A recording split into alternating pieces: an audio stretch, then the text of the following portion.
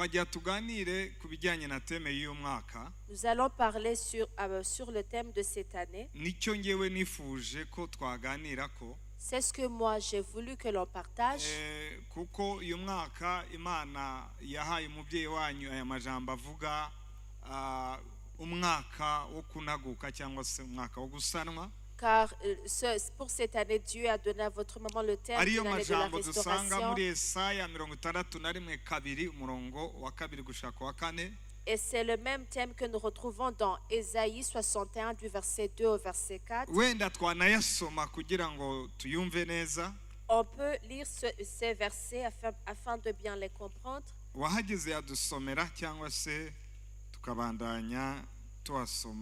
Yesaya 61 murongo waho wa 2 gushika ku wa 4.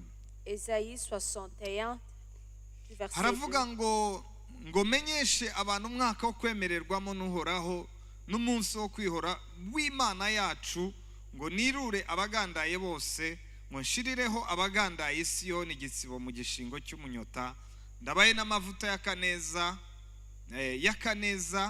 ndabaye n'amavuta y'akaneza mu gishingo cy'ukugandara n'umwambaro wo guhimbaza mu gishingo cy'umutima hondobereye, kugira ngo baze bitwe ibiti by'ukugororoka, Myeroni yatewe n'uhoraho ngo bimutere icyubahiro.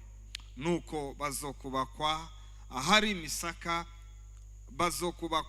imisaka kera, bahagarike ahasaganguwe ubwa mbere, kandi bazosubira kubyura ibisagara byasenyutse ivyamaze ibihe byinshi ari imisaka. Amen. Usomye aya majambo reka wenda mpere kwita icyo bita kuganuka, gusanwa cyangwa se gusanwa nyine. Commençons par parler sur être restauré. Gusanwa ni iki? Qu'est-ce que veut dire être restauré? Nushaka uhereye kuri uyu murongo wa 4 baravuga ngo nuko bazokubakwa hubakwa abari barasenyutse, sans rebâtis, sans qui ont été détruits. Bazokubakwa ahari imisaka kera, là où se trouvaient d'anciennes ruines, bahagarike ahasaganguwe ubwa mbere. Ils relèveront d'antiques décombres. Bisigura ngo ni ahantu hasenywe, ni ahantu hatakiri ubuzima, ni ahantu habaye ubusa, ariko ngo bazokubakwa. Ubusanzwe tugiye muri iri jambo gusanwa cyangwa se restauration, hasanwa uwasenywe, et restaurer et rebâtir celui qui a été détruit ou démoli. Barabandanya baravuga ngo kandi bazosubira kuvyura ibisagara byasenyutse. Ils renouvelleront des villages ravagés. Bazongera kubivyura ariko byari byarasenyutse. Ils vont les renouveler, mais ils étaient ravagés. Bisigura ngo ni byasenyutse bigiye kongera kubakwa cyangwa se gusanwa. Ce qui veut dire que c'est ce qui a été ravagé qui va être rebâti ou bien restauré. Akabandanya umwanditsi muvugishwa w'Imana Yesaya akavuga ngo ivyamaze ibihe byinshi ari imisaka, dévasté depuis longtemps. Ivyo nivyo bizongera kubakwa. C'est cela qui sera rebâti. Uyu mwaka Imana irashaka kububaka. Cette année, Dieu veut vous restaurer. Uyu mwaka Imana igiye kububaka mu buryo bwose. C'est une année où Dieu va vous rebâtir dans tous les domaines. So Imana itanze iteme muri uyu mwaka, bisigura ngo Imana hari ibyigira yubake mu buzima bwanyu. Si Dieu donne ce thème pour cette année, ça veut dire qu'il y a des choses que Dieu va bâtir dans vos vies. On va le voir. Gusanurwa ni iki? Que veut dire être restauré? Gusanurwa nkuko Bibiliya ibyerekana. Ubundi iyo tuvuga gusanurwa ni ukuvuga ngo inzu yose yamaze gusenyuka cyangwa se ahantu hagiye hari ibintu byasenyutse, abantu bakaza bakabisubiza bakarepara, tubyita ngo twagiye kuyisana. Quand on parle de la restauration, si c'est une maison qui a été démolie, quand on veut le remettre à son état initial, on dit qu'on l'a rebâti. Gusanwa ni igikorwa cyo gusubiza ikintu cyangiritse uko cyari kimeze. La restauration est l'action de rétablir quelque chose à son état original. Gusanwa ni ugusubiza, ubivuze neza. La restauration selon la Bible bisigura ngo la restauration est l'action de rétablir quelque chose à son état original. Gusubiza ikintu uko cyari kimeze mbere. De le réparer ou de le renouveler. kugisanura canke kugisubiza uko cari kimeze. So aho ni mu buryo busanzwe. Ça c'est de manière simple. Ariko na Bibiliya hari uko igenda ibyerekana. Mais la Bible également donne la définition. Wenda turaza kubibona neza. Nous allons le voir. So reka dusome Ezekiyeli igice cya 37. Lisons dans Ézéchiel chapitre 37. Dusome Ezekiyeli igice cya 37. Ézéchiel chapitre 37. Wageze aze kudusomera nta kibazo. Ezekiyeli ibice 37 umurongo wa mbere gushika ku murongo wa 14. Ézéchiel chapitre 37 du verset 1er au verset 14. Ukuboko kuhoraho kwanje ko ansokana ndi muri mpemu wiwe anshira hagati mu kiyaya cyuzuye amagufa ancisha irya nino yayo maze mbona ari menshi cyane muri icyo kiyaya kandi yari yumye gose maze arambaza ati mwana w'umuntu mbega aya magufa yoshobora kuba mazima ndishyura ni mwamuhoraho ni wewe wobimenya arongera ku murongo wa 4 arambarira ati vugira kuri aya magufa uyabarira uti yemwe mwa magufa yumye nimwumve ijambo ry'Uhoraho kuni kumwamuhoraho abarira aya magufa atengera nshirimwe mu muri mwebwe nuko muraba bazima kandi ngira mbashireko imitsi mbazane kw'inyama mbarenze k'urukoba mbashireko impwemu nuko muraba bazima kandi muramenya yuko jyewe nduhoraho nuko ncavuga nk'uko mbariwe maze nkiriko ndavuga haba umuturagaro mbona isi itigita amagufa arafatana igufa na rigenzi ryacyo ngize ntya mbona ariko imitsi maze inyama ziyaza ko rukoba ruzirenza ko ariko nta mwemu zari bwagemo maze arambarira ati vugira ku muyaga vuga mwana w'umuntu barire umuyaga tukuni kumwamuhoraho agize ati ngwino muve mu kiyaga muve ku miyaga ine mwamhemu mumuhumekere kuri abo bishwe babe bazima nuko nca mvuga nk'uko ambariye mwemu zibinjiramo baba bazima barabyuka barahagarara ari ingabo nyinshi cyane. 11 nuko arambarira ati mwana w'umuntu ayo magufa niwo muryango wose wa Isirayeli baravuga bati amagufa yacu arumye n'ivyizigiro byacu birabuze turashize rwose twakira ijambo ry'Imana. Recevons la parole de Dieu. So dukurikije Bibiliya rero.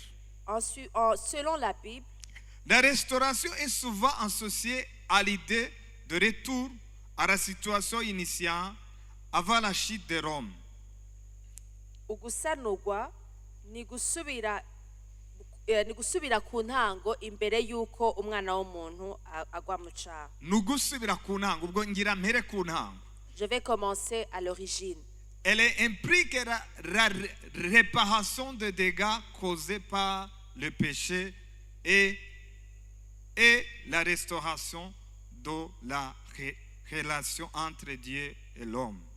Ivuga gusubira gukosora amakosa yakozwe ni kubera icyaha no gusanura ubucuti hagati y'umuntu n'Imana. Iyo umuntu adakora icyaha aya majambo ntago tuba tuyavuga. Si l'homme ne pécherait pas, on ne serait pas en train de dire ces hatabaye gusenywa ntago haba kubakwa. S'il n'y a pas la destruction, il ne peut pas être. So uko dusoma Bibiliya tubizi neza ko Imana yo irema umuntu yaremye umuntu imushiraho ngo asabane nayo.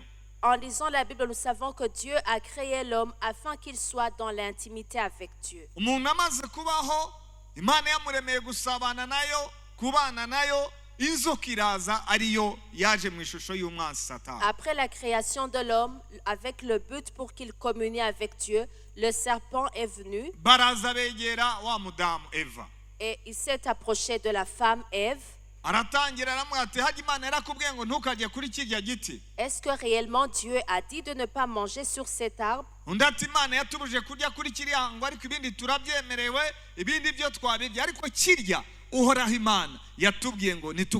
Elle a répondu, Dieu nous a permis de manger sur tous les arbres sauf l'arbre que Dieu nous a interdit. Et Satan parla à la femme. Pourtant Dieu vous a menti. Car il sait très bien que lorsque vous mangerez sur cet arbre, vous serez intelligent comme lui. Et la Bible dit qu'après la femme a bien regardé les désirs des yeux, elle a bien regardé. Et après avoir regardé cet arbre, il le trouva bon. Et après l'avoir trouvé bon, il a dit, je ne peux pas m'en passer de ce fruit. Elle l'a pris sur l'arbre, elle l'a mangé, elle a même donné à son mari. À cet instant même, ils ont constaté qu'ils sont nus.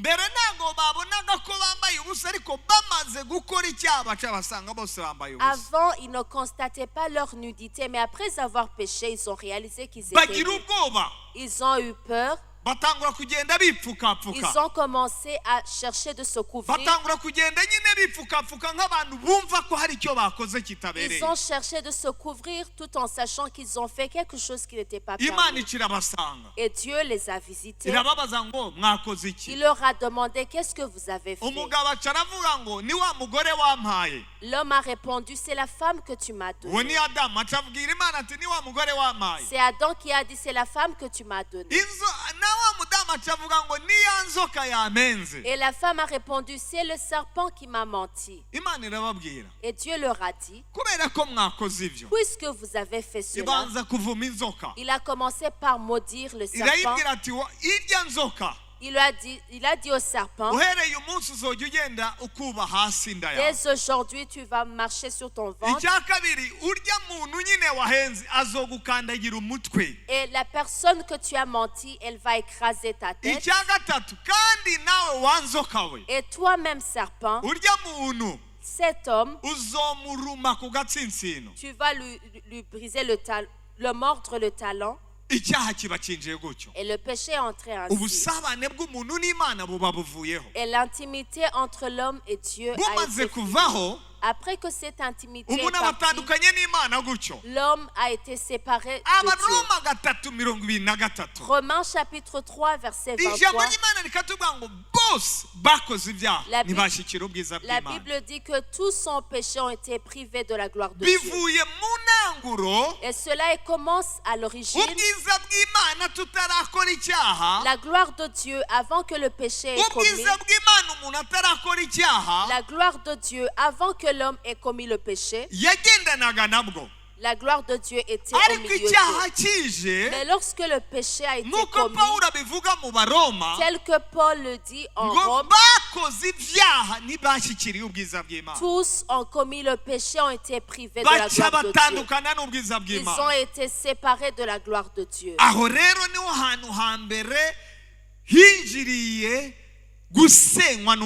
Et c'est par où est entrée la destruction du diable. Mais lorsque toute chose arrive, bien que l'homme peut manquer la solution, Dieu a toujours la solution. Bien que l'homme était tombé dans le péché, bien que l'homme venait de pécher contre Dieu, Dieu avait déjà la solution. Bien que le plan A avait échoué,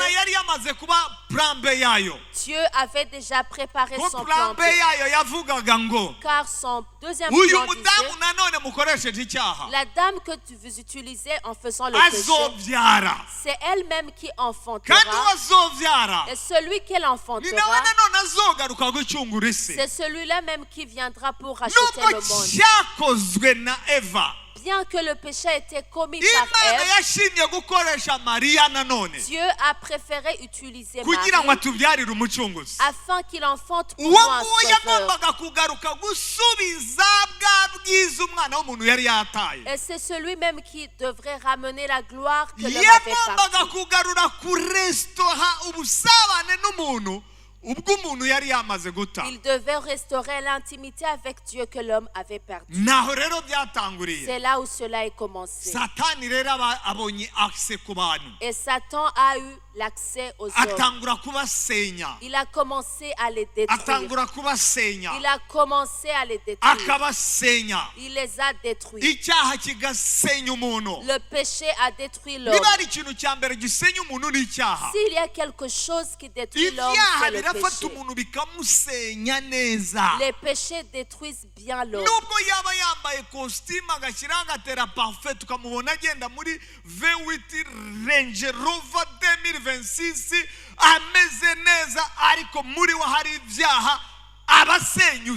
Bien que cette personne serait bien vêtue dans une belle voiture, si il a les péchés, on les détruit. umeze neza nta kibazo wasokoje wakubiseho malinks wakubiseho ordinaire wakubiseho zero faute wakubiseho n'ibisa nabyo uri umumama wambaye neza kabisa tukubona turavuga ngo wambaye neza ariko iyo wambare kuvyaha ubusenyutse. Tu peux avoir une bonne apparence, mais si tu as le péché caché en toi, tu es détruit. C'est pour cela que l'homme a besoin d'être restauré. Ézéchiel chapitre 37. Je suis en train de parler. Que veut dire la restauration? Qui est restauré? Est restauré celui qui est déjà détruit. Tu peux être détruit émotionnellement. Tu peux être détruit physiquement. Tu peux être détruit relationnellement. Tu peux être détruit financièrement. Tu peux être détruit dans tous les domaines de la vie. Mais cette année, Dieu dit, c'est une année que Dieu va vous restaurer. Et il va vous restaurer en entièreté. Dieu visita Ézéchiel. Là où nous avons lu. La Bible dit Ézéchiel vit. Après avoir vu la main de l'Éternel, il a été transporté en esprit. Après qu'il a été transporté en esprit, il a vu une vallée remplie d'ossements. Des ossements séchés. Tous les os sont secs. Il a vu les os qui étaient secs dans cette vallée. Et il entendit la voix de l'Éternel. Fils de l'homme, as-tu vu ces os? Il a répondu, oui, je les ai vus. Peux-tu prophétiser sur ces os afin qu'il retrouve la vie? Ézéchiel répondit, Seigneur, c'est toi seul qui le sais. Et Dieu lui dit encore une fois, prophétise sur ces os, ils seront vivants. Pourquoi est-ce ces os? Les os symbolisent ceux qui est mort. Les os symbolisent ceux qui n'ont pas la vie. Ce qui est fort étonnant, c'est que ces os dont Dieu parlait à Ézéchiel, ce n'étaient pas les os en tant que os. Au verset 11, Dieu dit encore à Ézéchiel, les os que tu as vus, c'est la maison d'Israël. Ce qui veut dire, les os, ce n'est pas ces os que tu es en train de voir, mais ces os symbolisent la maison d'Israël. Mais ce qui est étonnant devant les yeux de Dieu, Dieu regardait ces os, Dieu regardait la maison d'Israël, et il voyait cette maison comme des os. Imaginez Dieu regarder l'homme et lui trouver comme un os. Dieu trouvait Israël comme un os. Il trouvait que ce sont des hommes qui sont des os. Bien qu'ils sont vivants, ils sont des os. Bien qu'ils sont vivants, ils sont morts. Bien qu'ils marchent, ils ne vivent pas. Bien qu'ils marchent, Dieu quand il regarde, Bien qu'ils conduisent de bons véhicules, ne sont pas vivants. Bien qu'ils bâtissent de belles maisons, ils ne sont pas vivants. Bien qu'ils sont forts extérieurement, ils ne sont pas vivants. Seul Dieu peut voir un homme que nous trouvons vivant comme un os.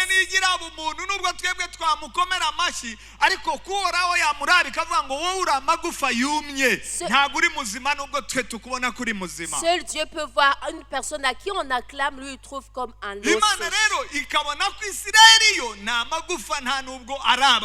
Dieu trouvait la maison d'Israël comme ses os. Les os qui signifient ce qui est mort.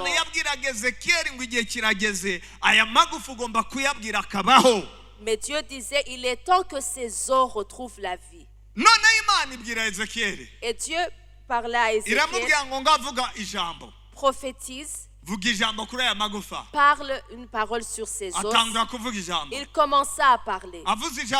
Lorsqu'il a parlé, les nerfs sont venus sur ses os. Il a encore redit la parole.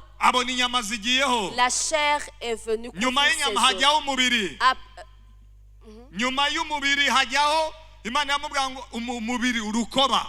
Après est venue la chair.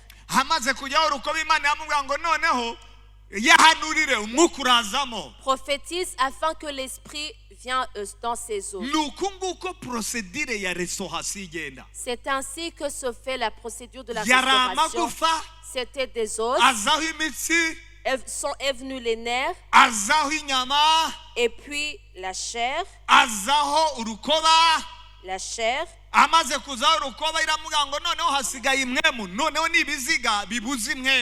C'est la peau et puis dans ces cadavres tu peux prophétiser afin qu'il y ait l'esprit. Après avoir prophétisé, l'esprit est descendu dans ces cadavres. Après que l'esprit est descendu en eux, ils se sont tenus debout. Et il les a trouvés comme une grande armée qui remplissent la vallée, qui sont comme une grande armée. Et cette année, Dieu va t'utiliser dans la restauration des autres. Il y a les personnes que Dieu va utiliser pour la restauration des autres. Dieu va t'utiliser dans la restauration des autres. Dieu lui a dit, ce qui manquait c'était l'esprit. Maintenant prophétise et l'esprit viendra en eux. Et l'esprit est entré dans ses os. Et ce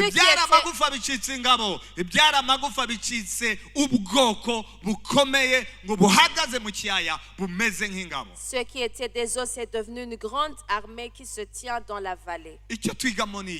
Quelle est la leçon que nous tirons dans cela? C'est que Dieu, sa restauration, il utilisera les êtres humains. Peu importe là où tu es. Durant cette année, Dieu va te restaurer. Il y a les personnes qui ont été détruites jusqu'à devenir des os. Là même, Dieu va te délivrer. Il y a ceux qui ont été détruits jusqu'à devenir des os. Là même, Dieu aussi va te tirer de là.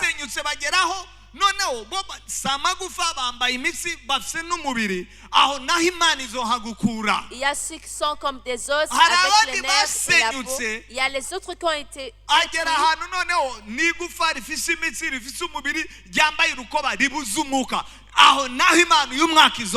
qui est comme en os avec le nerf.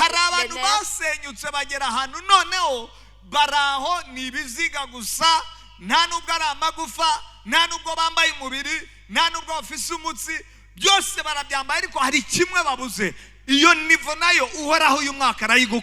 a ceux qui sont détruits, qui sont comme des cadavres. Ce niveau même là, Dieu va t'en délivrer. Imana izosana kandi nisana ikageza isa n'umuntu imuguye mu magufa ikamugira ingabo ikamugira umuntu ikamugira inteko nawe agatanga ubuzima ku bandi. C'est lui qui restaure une personne, le tirant du statut d'être en os à être une grande armée. Imana nahani tagukura. Il n'y a aucun endroit là où Dieu ne peut te tirer. Peu importe le degré de ta destruction, Dieu peut te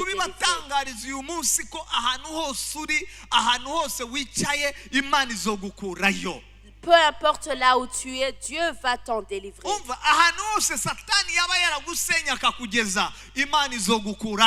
Peu importe l'ampleur de la destruction de l'ennemi dans ta vie, Dieu va t'en délivrer.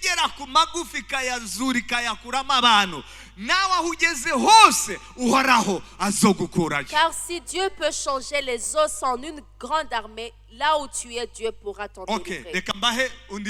Je vais vous parler d'un autre homme dans la Bible.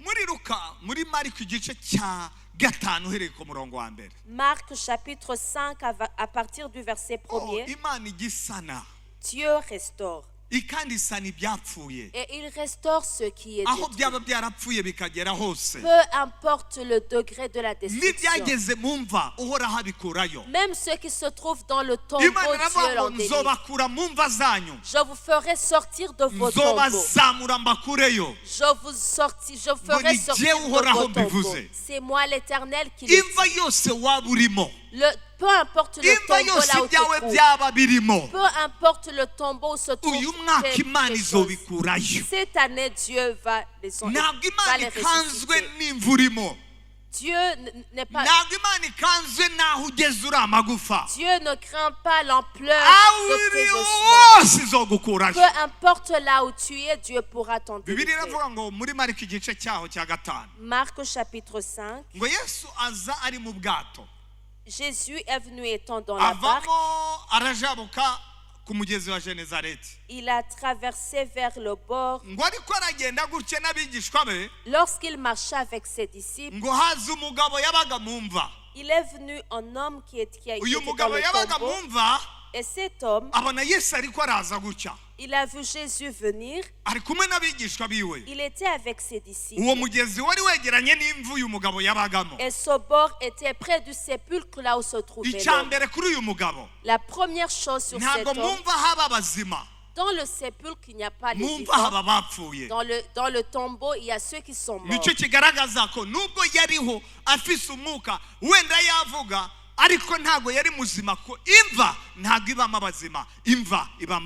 Bien qu'il avait l'esprit en lui, il n'était pas vivant parce qu'il était dans un sépulcre. Lorsqu'il a vu Jésus venir, Jésus venait accompagné de ses disciples. Il traverse le bord. L'homme habite dans le sépulcre. Et après l'avoir vu, il a couru pour voir Jésus. Il a couru et il s'est agenouillé. Arrivé devant lui, il s'est prosterné.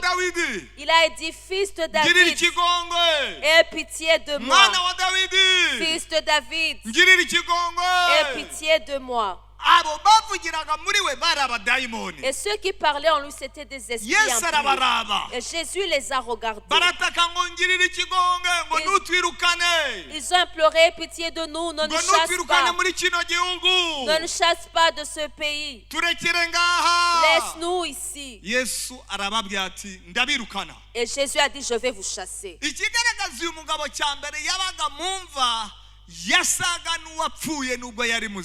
Le premier caractéristique de cet homme, il vivait dans un sépulcre, il était mort bien qu'il était vivant. Deuxièmement,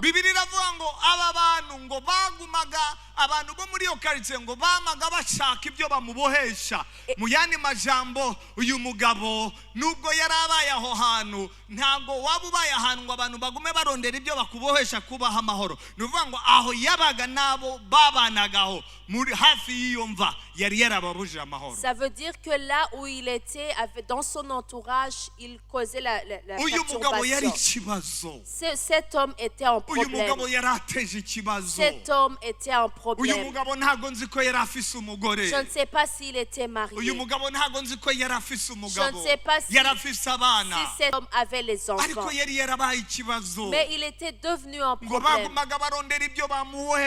On cherchait des chaînes pour le liguer, afin qu'il soit tranquille. Il créait des problèmes au milieu d'eux. Il créait des problèmes au milieu d'eux. Il leur empêchait de dormir.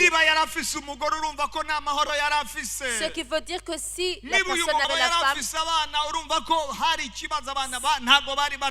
s'il avait des enfants, ses enfants n'étaient pas du tout. J'aimerais bien que nous tous, on essaie de voir l'image de cet homme.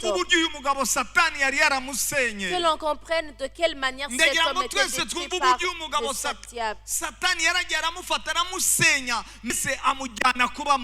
Satan a détruit l'homme, cette personne, de telle sorte qu'il l'a mis dans un sépulcre. Il avait le chagrin. Il avait manqué qui peut le délivrer de cet endroit. Il avait manqué qui pouvait le sauver de cette situation.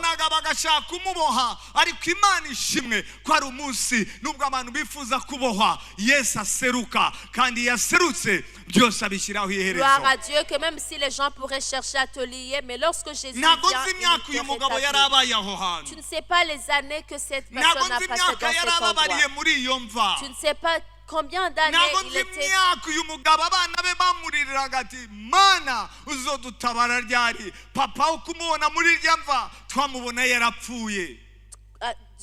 Jusqu'à quand, Seigneur, tu vas nous délivrer pour que nous soyons morts plutôt que de le voir dans le sépulcre. Il avait du chagrin. J'aimerais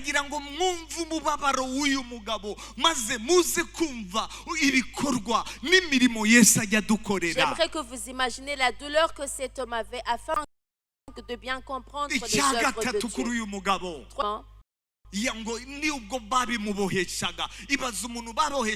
Dieu. arangiza ngo iyo ku maboko akayivutagura niyo baboshye ku maguru akayivutagura. Imaginez l'homme qui était lié par des fers aux pieds et des fers même sur les mains, mais il les rompait. Il était dans une mauvaise situation. Il n'était pas normal. Ce qui veut dire qu'il avait une force qui n'était pas la sienne. Une personne normale ne peut pas être liée par des fers et les rompre. Rompre les fers des pieds, sur les pieds et sur les bras. Ce qui veut dire que lui aussi, il avait une autre puissance qu'il ignorait. Akikatagura akigira ukunuku. Il faisait du n'importe quoi. Ntago yasinzira. Il ne dormait pas. Ngo kumurango no mwijoro ngo yamataka. Nuit et jour il criait. Ibaza uyu mugabo, ibaza kagahinda, ibaza umuntu abayeho ubu buzima, ibaza umuntu afise iyi life abayeho ubu buzima lendi, akabaho ubuzima mardi, akabaho ubuzima ukwezi, mwibaza uburyo uyu muntu yarababaye. Imaginez une personne qui mène cette vie tous les jours. Kandi ibi nta kindi cyabimukoreshaga n'umwansi yari yaramusenye ageza kumusenyera amwirukansa kujya kuba mumva. Et cela c'est l'œuvre de l'ennemi qui lui avait détruit jusqu'à ce qu'il l'emmène à vivre dans le sépulcre. Niko Satana ameze. C'est comme ça qu'est Satan. Ntabwo kwifuriza ibyiza. Il ne souhaite aucun bien pour Yohana toi. 10:10 aravuga ngo nta kindi kigenza umusuma ngo yazanywe no kwica, ukwiba no gutikiza. Yesu akavuga niwe yavuze aya majambo muri Yohana 10:10. Ni nacyo kivugo cyo ngaha avuga ngo ariko jewe nta kindi cyazanye, jeweho nazanywe no kugira ngo zironke ubugingo kandi busagutse. Icyo nicyo cyazanye umwami wacu. C'est la mission de notre Seigneur Jésus. Ariko objectif y'umwansi we ni ugusenya. Mais la mission du diable, c'est la destruction. C'est détruire, égorger. C'est la mission de l'ennemi Satan. Sa mission, il a pris cet homme. Et l'homme a été attristé. Umugabo yari yarabuze uwamukiza. Il avait manqué qui peut le sauver. Umugabo yari yarabuze uwamutabara. Il avait manqué qui le Umugabo yari délivrait. afise agahinda. Cet homme avait le chagrin. N'abantu ntago bafuzaga kubana nawe. Et les personnes ne désiraient pas vivre avec lui. Yarasenyutse mu mwemu. Il a été détruit spirituellement. Umwasa musenya no mu marangamutima, les sentiments arazisenya. L'ennemi a détruit même ses sentiments. Umwasa musenya no ku mubiri kuko yama yikebagura. L'ennemi également l'a détruit physiquement. Satani arangirira agenda musenya no mu mibanire, ntiyabaga mu bantu, yiberaga mu mva. Et même le diable l'a détruit relationnellement. Il habitait dans le sépulcre. Ntubibaze kuko niba baranamuvuje yageze aho arahera ajya kwibera mu mva. Il lui a également détruit Umwasa aramusenya neza. L'ennemi l'a détruit Umwasa complètement. mukubita hasi. L'ennemi l'a détruit complètement. Yesu araseruka. Et Jésus est venu. Yesu arahaseruka.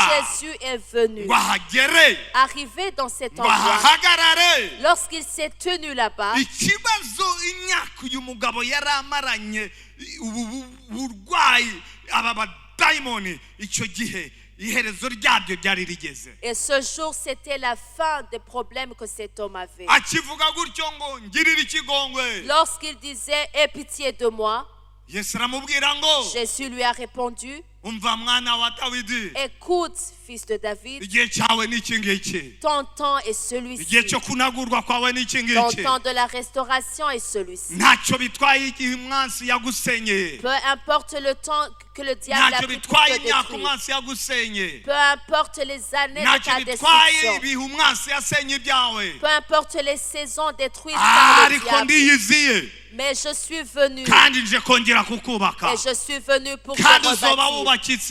et tu vivras. Abwira za mwe muzari muri wa mugabo, Il parla à ses esprits azibwira ngo impurs, muvemo, sortez. zose ziba ziragiye. Ils sont tous sortis. Bibiliya avuga ngo zose zijya mu ngurube, Et la Bible dit qu'ils sont ingurume partis dans zaraho le port. zose zigwa ngaho hasi, Et tous les porcs qui étaient ngo là-bas abantu ont bari été mu ikaritsiye dispersés. bose barirukanga, Et toutes les personnes qui se trouvaient dans le abandi quartier baza sont kuraba courues. umwami Yesu, Les autres sont venus voir le babonye Seigneur Jésus. ibibaye, Après avoir vu ce qui babwira s'est Yesu passé, ngo tuvira muri iki gihugu. ils ont parlé à Jésus de Ngo ariko sortir de cette ville. Mais icyabatangaje ce qui leur a étonné, ngo baje lorsqu'ils sont ngo venus, babona wa mugabo, ils ont vu l'homme, wa mugabo wari warasenywe, cet homme détruit, ngo aricaye, assis, yicaye afise ubwenge, assis, après avoir yicaye recouvert l'intelligence, bamufubitse, étant bien yicaye couvert, neza nk'umuntu muzima, assis comme étant une personne ngo bien bose portante. baratangara, Ils ont tous été étonnés. baravuga ngo c'est pas possible, Ils ont dit c'est pas possible. uyu muntu ni muzima, Est-ce que cette personne est-il uyu muntu vivante? ariho, La personne est-il vivante? uyu muntu yashoboye gukira. Comment est-ce que cette personne a pu Ahantu être hose guérie? umwansi yakugize, Partout le ahantu diable hose t'a satani détruit. yagusenyeye, Partout là où le diable t'a uyu détruit. mwaka imana izohagukura. Cette année, Dieu va t'en délivrer. Aho niba yaragusenye mu marangamutima, Si il t'a détruit naje émotionnellement, kukubwira ko iyo ari umwaka wo kugira ngo imana isa n'amarangamutima je yawe. suis venu que cette année, Dieu va restaurer tes Birashoboka ko émotions. yagusenye mu muryango C'est wawe, possible qu'il t'a détruit dans ta ababyeyi ntabwo famille. bakikumva, Tes parents ne te ntabwo comprennent plus. ukiganira nabo neza, Tu ne communiques pas bien avec eux. bagufata nk'umuntu w'ikiraro uri aho Ils ngaho, te considèrent comme un na marginal. minervari iyo uyatse bo bagira ngo ujye kuyanywa ibi n'ibi n'itabi cyangwa uyasohokane, Si tu demandes même les frais du ariko naje Minerval, kubwira ko ibyo nabyo umwami imana aje kubisana muri je uyu suis mwaka. venu te dire que cette année, Dieu va restaurer Ahantu cela. hose wageze Par l'ampleur satani agusenya, là où le diable est Satani arrivé en asenya te ibyawe. détruisant Imana tes ije biens, kubisana, Dieu va te imana ije restaurer. kubinagura, Dieu va les imana ije restaurer. kubisubiza Dieu leta va les normal, remettre à l'état imana ije initial. kubisubiza ari original. Dieu va les remettre à leur état original. Basanga umugabo, Ils ont retrouvé l'homme. niba yari yaravutse atafise ikibazo, Celui qui basanga était né sans umugabo ameze problème, neza, l'homme était bien portant. abari bamuzi kera, Et ceux qui le connaissaient avant, abari bamuzi ari muzima, ceux qui le connaissaient étant vivant, yicaye ari muzima, assis étant ari vivant, normali, étant normal, ata kibazo afise. sans aucun problème, Yesu aramubwira ati ndashaka kugenda. Jésus a dit, je vais partir. Umugabo arangije aravuga ati ni ukuri, Il a dit, vraiment, là où tu iras, j'irai avec toi. C'est la personne qui habitait dans le sépulcre. Mais Jésus lui a tiré de ce sépulcre. C'est la personne qui n'était pas qui n'a pas l'intelligence, mais Dieu lui a donné l'intelligence. C'est la personne qui était toujours liée. Mais depuis ce jour, il ne sera plus lié. Il a l'intelligence. Nul ne peut le lier encore une fois. C'est la personne qui se... À cet endroit, il ne va plus se faire sur sa peau. Parce qu'il a recouvert la conscience. Maintenant, il est conscient et normal. C'est ce que Dieu fait dans nos vies. C'est de la même manière qu'il nous restaure. C'est de la même manière qu'il nous rend. Il nous trouve dans les situations étant détruites. Les uns sont détruits de telle sorte que personne ne peut les sauver. Mais Dieu vient pour les délivrer. Nous ne sommes pas détruits au même degré. Mais Dieu vient dans tous ces niveaux. Ceux qui ont perdu les parents, il est pour eux les parents. Les veuves, Dieu est pour eux parents et mari pour elles. Akakubera papa, akakubera mama, akakubera byose, akakubera na bosi, umvasha Yesu ntacyo adakora ni wadusana akadusana kongera akadusana. C'est Jésus qui nous restaure et qui nous restaure. Aho ni wadusanga. C'est là où il nous rencontre. Adusangaho. Il nous rencontre là-bas. Sinzaho yagusanze. Je ne sais pas là où il t'a rencontré. Sinzaho nanjye yansanze. Je ne sais pas là où il m'a rencontré. Ariko umenye ngo. Mais sachez que hari ibyo amaze gukora mu buzima bwawe. Il y a ceux qu'il a déjà fait dans ta vie. Et même ceux qui n'ont pas encore fait, cette année, il le fera. Ceux qui n'ont pas encore restauré en toi, cette année, il va le restaurer. L'homme conscient qui habitait dans le sépulcre, il s'est levé. Dieu lui a dit, je ne pars pas avec toi. Non, non. Non, nous n'allons pas partir ensemble. Écoute plutôt. Va dans tes proches et dis-le ce que Dieu a fait pour toi. Jésus est parti. Jésus a pris son chemin et l'homme a pris son chemin. Et arrivé dans ses proches, ceux qui l'ont vu ont été étonnés. Ils ont dit, comment est-ce que cela s'est passé? Il a dit, c'est Dieu qui a fait cela. Ça s'est passé comment? C'est Jésus qui a fait cela. Est-ce que Jésus fait de grandes choses? Il est parti chez lui. Arrivé là-bas, toutes les personnes ont connu Dieu grâce à lui. Lorsqu'une personne est consciente de l'œuvre de Jésus dans sa vie, il ne peut pas se taire. Quand une personne dit c'est là où j'ai été, Jésus m'a tiré de ce sépulcre. Ne trouvez pas, ne nous entendez pas parler de Jésus. Des fois tu peux dire que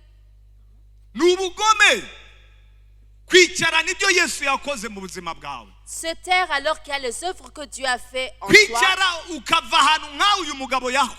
Être sauvé d'une telle situation comme cet homme. Et tu rentres chez toi, tu dors, tu prends la Bible, tu viens prier. Et même ta famille ne sait pas ce qu'il a fait. Même tes collègues ne savent pas ce que tu as fait. Même tes camarades ne voient pas ce que tu as fait. Tu t'es-tu simplement. Si tu es délivré, si Dieu te restaure, peu importe le niveau où il te restaure, tu ne peux pas être calme. Tu te lèves et tu proclames. Tu dis Dieu. Avant, je vendais les œufs et je vendais également les arachides. Je portais les œufs et les arachides. Un jour, je suis allé vendre dans une université et il y avait les prisonniers. Et ces prisonniers me voyaient et ils achetaient. Des fois, ils même me demandaient, de leur chercher du tabac. Ils me demandaient de leur acheter de la cigarette. Et je prenais cela, je leur apportais cela. Et les étudiants de cette université, ce campus, lorsqu'ils venaient pour manger, moi je savais l'horaire de leur... Et je prenais ces œufs, je prenais mes arachides. Moi j'étais comme ces enfants qui vendent. J'avais même abandonné les écoles. J'avais abandonné les études parce que la situation avait changé chez nous.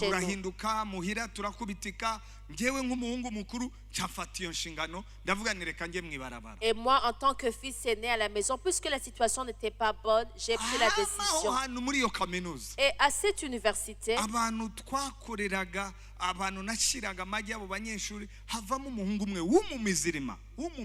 et les étudiants auxquels je vendais ces œufs, en étudiant, en musulman, s'est approché de moi et m'a demandé pourquoi tu es ici toujours. J'étais encore trop jeune. Pourquoi est-ce que tu es toujours ici? Pourquoi est-ce que tu vends les œufs ici? Maintenant, d'autres enfants sont en train d'étudier. Toi, tu es en train de vendre les œufs ici.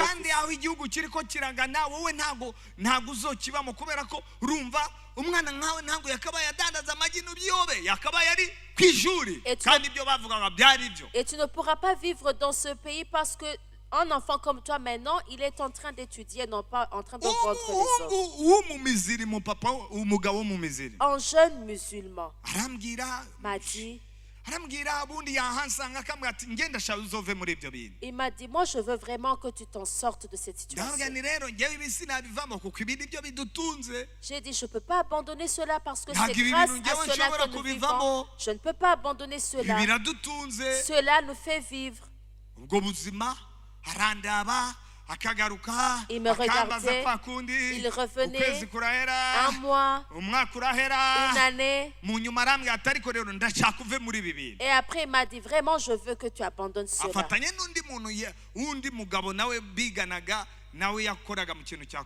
Il était ensemble avec un autre étudion qui travaille à la Croix-Rouge.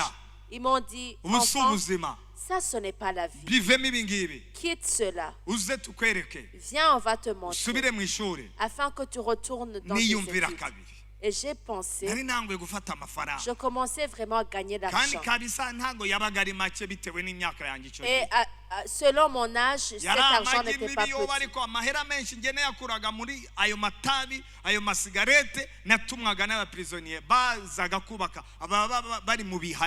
bubakisha amazu urumva nabajyagamo ndakantu kakadogo gucya kareshi ukunguku bakavuga akadogo tuzanira ibi kandi uko bantumye amafaranga bamaye nkagavura nkiyongeza nkiba nkatana ibifaranga byinshi. Et je gagnais beaucoup d'argent en faisant ce commerce de cigarettes parce qu'il y avait même l'argent que je volais. Je rentrais avec une grande somme. bambwiye gusubira mu ishuri nibaza ko ngiye guhomba ibyo nayo magi nadandaza uretse ko yo hatani ikintu gikomeye nakuragamo uretse aho hantu nakuraga amahera nibaza kabiri ndavuga ubuse ndasubira mu ishuri bizogenda gute ariko tubarankomvenka nanjye mbona ko ari ngombwa ko nasubira mu ishuri nari maze imyaka ibiri ndi muri ubwo buzima. Ça faisait 2 ans que je menais cette vie. Après ils m'ont convaincu que je retourne dans mes études. Je buvais l'alcool. Un jour, je suis rentrée. Je suis rentrée ivre. Mon père m'a regardé en train de marcher dans le corridor. Il m'a regardé. Il m'a dit, cet enfant vraiment, il n'a pas d'avenir. Il n'y a pas d'avenir pour cet enfant. Chaque week-end, on portait les costumes on s'invitait dans les cérémonies.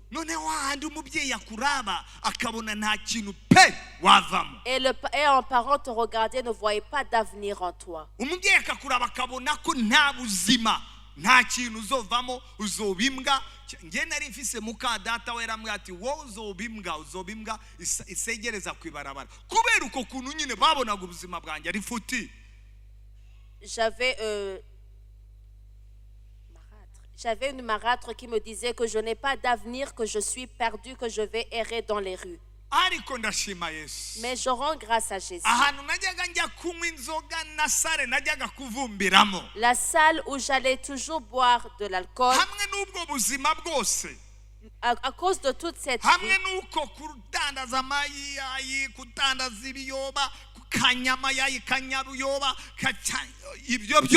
tout cela, toute cette vie des enfants de la rue, la vie de cet enfant qui avait abandonné les études, un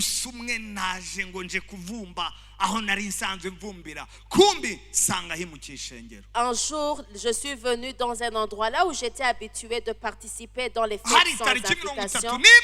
C'était le 31 décembre. Mais j'étais détruit. J'étais détruit émotionnellement. J'ai perdu ma maman étant encore petite.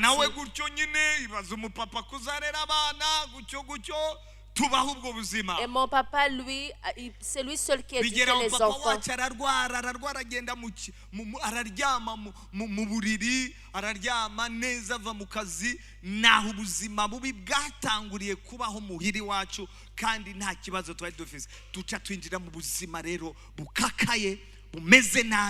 naho natangwe kujya mu ibarabara no kudandaza amagi ariko nanone ninjira mu ngeso zitari nziza. Nous avons commencé cette vie misérable à cause de mon père qui était tombé malade, il ne pouvait plus travailler, et j'ai également appris de la mauvaise conduite. Aho rero naburewe nje kuvumba kasabonita gutya ngenda nitemba mvuga ngo ngiye kunywa izanyuma ziza gutuma none no kugenda ntagenda. Étant ivre, voulant boire d'autres alcools, de sorte je ne serais plus à mesure de marcher. Et le jour de cette veille du 31,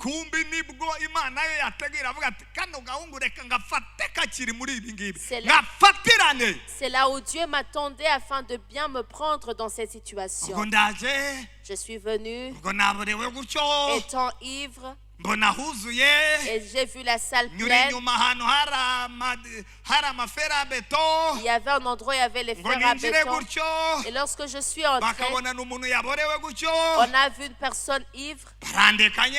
Ils m'ont laissé. Les personnes remplissaient à l'intérieur, même à l'extérieur.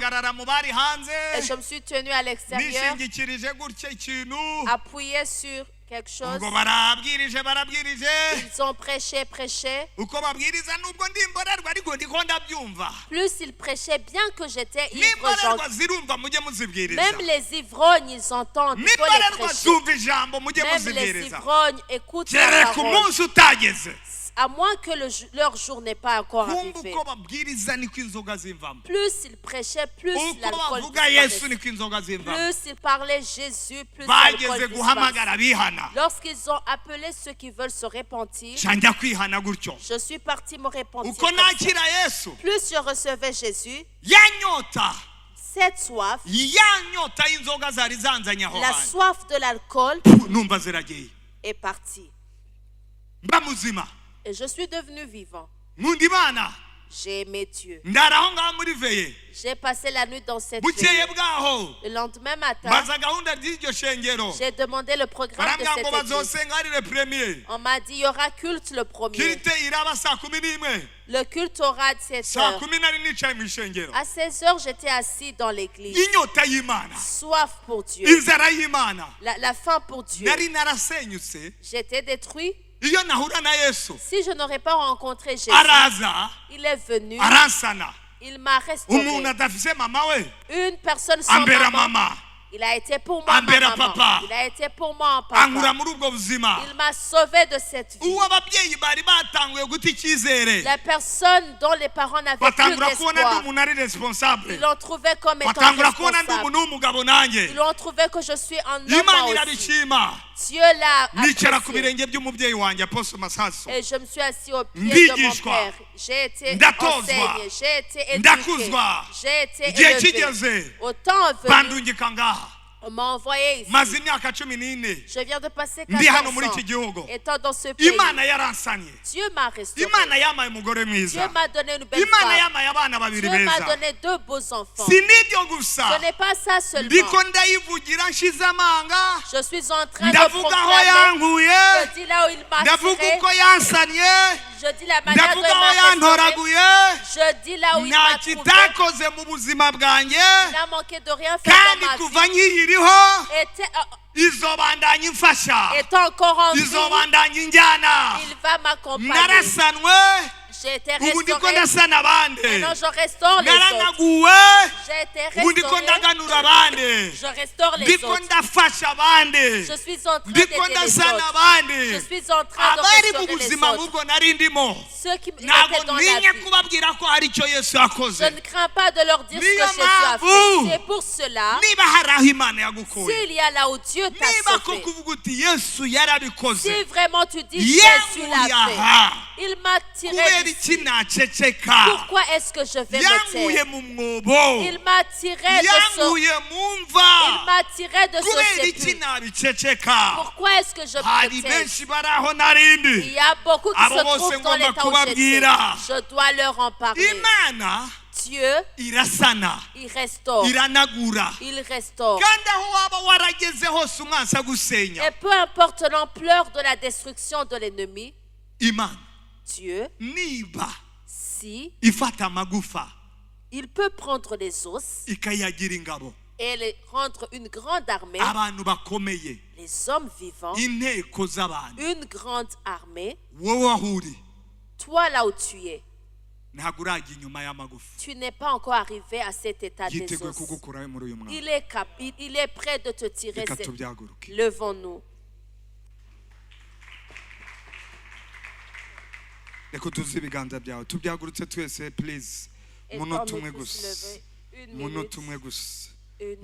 gusa ngaho tangura kuduza ijwi ryawe oya basata ya mandere bosata byaguruka aho wicaye turashoje ariko uduza ibiganza byawe bwira Imana mana uyu mwaka wo gusanwa umwaka wo kunagurwa raba ahantu hose umwansi yasenye raba ibyawe umwansi yasenye ariko yiteguye kugusana yiteguye kugukoresha nawe ngusane kukunagura nawe ujye kunagura abandi ngaho duzijwe ryawe oya basandara mama uhoraho mwami Imana turagushimiye umugoroba turize insinzi yawe aho wadukuye hari habi mana ntago tuzoceceka erega mwami tutavuze imirimo yawe abandi ntago bamenya ko abandi bagira ngo ni ibyo tuvuga abandi bagira ngo ni imigani gusa twigisha ariko tubaye ubuzima bwabo wamenye bwabo wasanye nabo bagiye gusanura abandi oh haleluya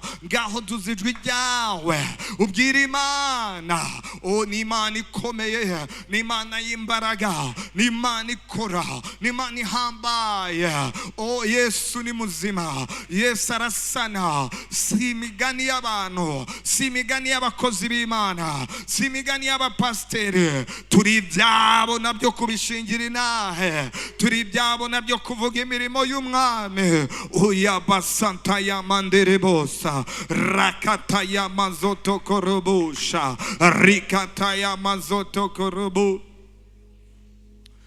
manuka ukore manuka uhembure manuka uganze twese hamwe manuka manuka ukore manu uhembure manuka uganze oh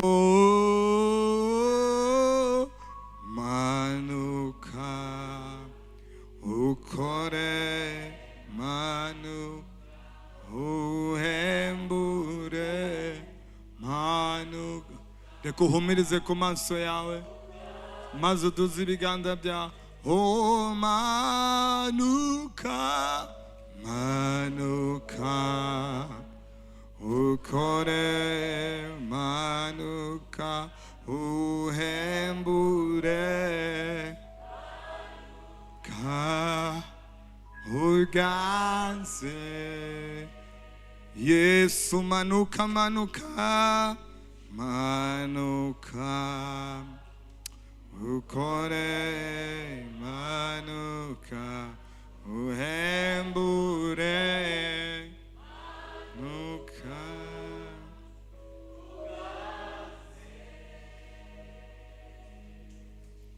Reka amazi y'ubugingo anebemo,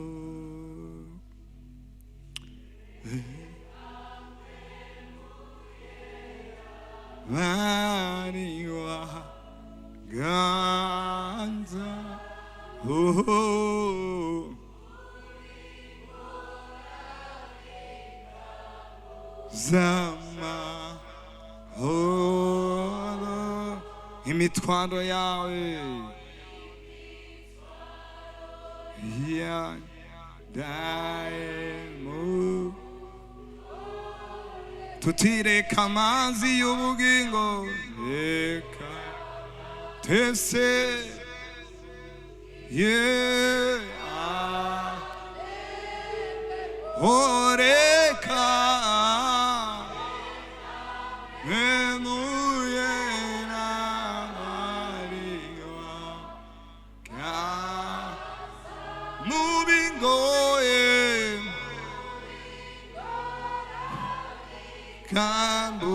kambuzama, oh, imitwaro yanjye dayemo, bibwire data, tawera, oh, erada, oh, bibwire Yesu,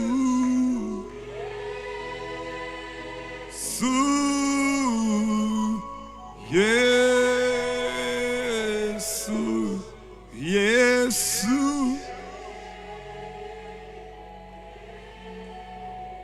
oh, bibwire mwe muyera,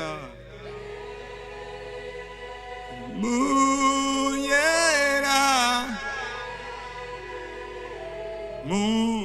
muyera.